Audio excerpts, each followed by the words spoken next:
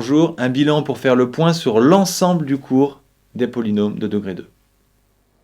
Dans ce chapitre sur les polynômes de degré 2, la grande nouveauté c'est le delta qui vaut b carré moins 4ac.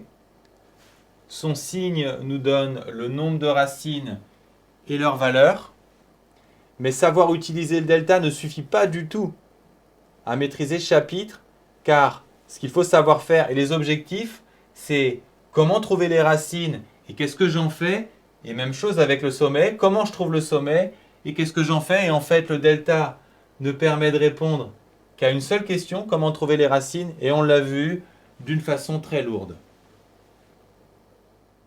Donc, comment trouver les racines? En fait, tout dépend de la forme de votre polynôme. Si vous avez une forme factorisée, vous les obtenez par lecture. Si vous avez un polynôme avec seulement 2 termes, vous pourrez toujours éviter le delta et trouver simplement les racines. Si vous avez 3 termes, cherchez d'abord une identité remarquable.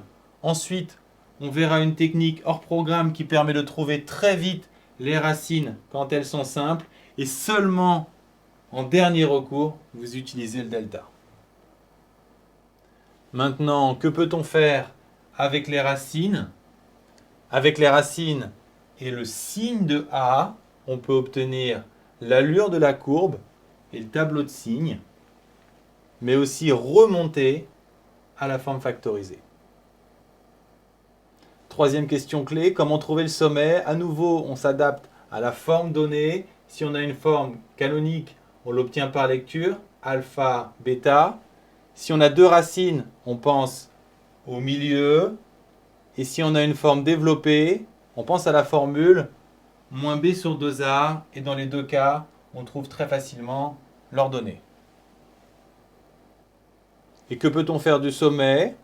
Lui aussi, on l'associe au signe de A, ce qui nous permet d'obtenir une autre allure. Et cette fois, le tableau de variation. Enfin, il permet également de remonter à la forme canonique.